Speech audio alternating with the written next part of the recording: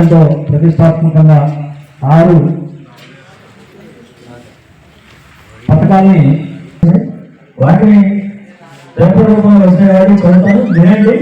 దాంట్లో ఎక్కడన్నా మీకు చెప్పిన దాంట్లో ఆల్రెడీ వచ్చిన వారు ఇస్తుంటే మనకి దరఖాస్తు కూడా ప్రభుత్వం ఆదేశాలు కాబట్టి పెద్దలకి, మాజీ సర్పంచ్లకి, ఎంపీటీసీలకి అందరికీ నమస్కారం అండి. ఈరోజు మనకు 26న పిఏ గారికి అలాగే ఇంద్రమ్మ కమిటీ సభ్యులకు ఇట్టి సమావేశానికి హాజరైనటువంటి మాజీ సర్పంచ్లకు కావచ్చు, గ్రామ పెద్ద మనుషులకు కావచ్చు, గ్రామ యువకులకి, మహిళలకి అందరికీ ధన్యవాదాలు. ఇప్పుడు నేను రేషన్ కార్డులకు సంబంధించిన అధికారుల పేర్లు చదివి వినిపిస్తాను. Balwant Kumar son of Rajendra.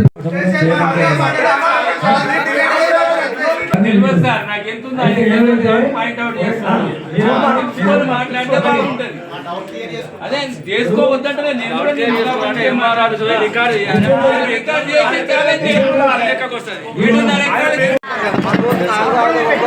రాయమన్ బాబాయ్ రాయమన్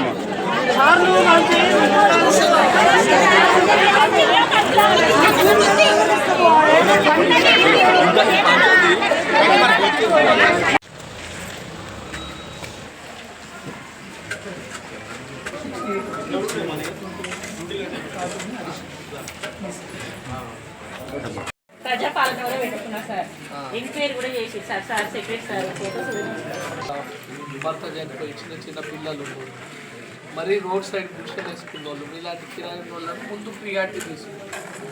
అంటే నువ్వు చెప్పింది 100%.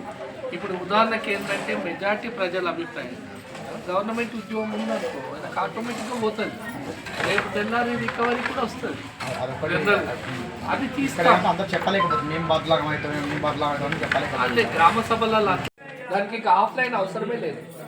ఇప్పుడు ఉదాహరణకి ఈసారి రాలేదు, 20 రోజులు చేయని వాళ్ళు పేర్లు రాలేదు. ఇప్పుడు మార్చిలో వాళ్ళు పడిపోతారు భూమి లేని వాళ్ళంతా. ఈసారి 20 రోజులు కంప్లీట్ అయితే కదా మళ్ళా సార్ క్యాడ్ అయితే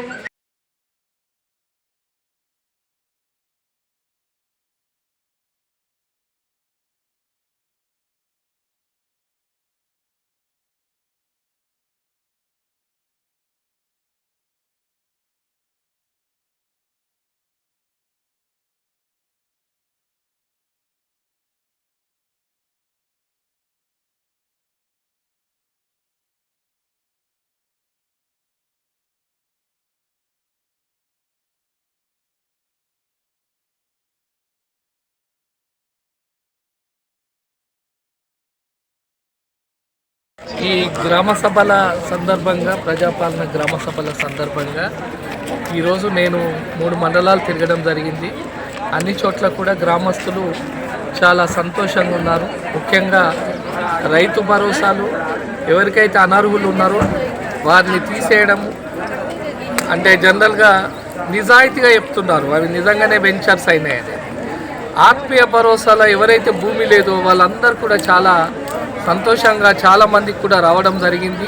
12,000 రూపాయలు భూమి లేని నిరుపేదలు, వాళ్ళు వ్యవసాయ కూలీలు చేసే వాళ్లకు ఈజీఎస్లో ఏదైతే 20 రోజులు పనిచేశారో వాళ్ళు కూడా చాలా హ్యాపీగా ఉన్నారు. ఇందిరమ్మ పథకంలో కూడా లబ్ధిదారులకు ముందుకు మనము లిస్టు చదివినప్పటికీ ప్రాధాన్యత క్రమము విడాలకు అంటే యంగ్ విడోస్, ముఖ్యంగా చిన్న వయసులో భర్త చనిపోయి పిల్లలు ఉన్న వాళ్లకు భూమి ఉంటే వాళ్ళకి ఇల్లు ఇవ్వడము, వికలాంగులకు ఇల్లు ఇవ్వడము, ఇవన్నీ మేము ప్రాధాన్యత క్రమంలో ఇందిరమ్మ కమిటీల ద్వారా మనము ఇన్ఛార్జ్ మినిస్టర్ ద్వారా ప్రపోజ్ చేస్తాము. దాంతోపాటు రేషన్ కార్డులు కూడా ఎవరైతే చాలామంది కొత్తగా యాడింగ్ కొరకు పెట్టుకున్నారో వాళ్ళ యాడింగ్ లిస్టు కూడా మనం చదవడం జరిగింది. దాన్ని కూడా మనం కంటిన్యూషన్ ప్రాసెస్ ఉంటుంది. రేషన్ కార్డు లబ్ధిదారులు కూడా చాలామంది వారి యొక్క పేర్లు చదివిన తర్వాత ఇంకా ఏమన్నా మిస్ అయితే కూడా మన గ్రామ సభ ద్వారా దరఖాస్తు చేసుకుంటే దాన్ని కూడా అన్ని అప్డేషన్ చేసి నిజమైన లబ్ధిదారులకు, అర్హులకు మాత్రమే అందించడానికి ప్రభుత్వము మా ప్రభుత్వాధికారులకు ఆదేశించింది. దాని ప్రకారంగా ఏ అర్హులు కూడా వదలకుండా మేమంతా కూడా వారి యొక్క అర్హతను బట్టి రకరకాల స్కీమ్లలో వాళ్ళని ఇంక్లూడ్ చేయడం జరుగుతుంది. Thank you.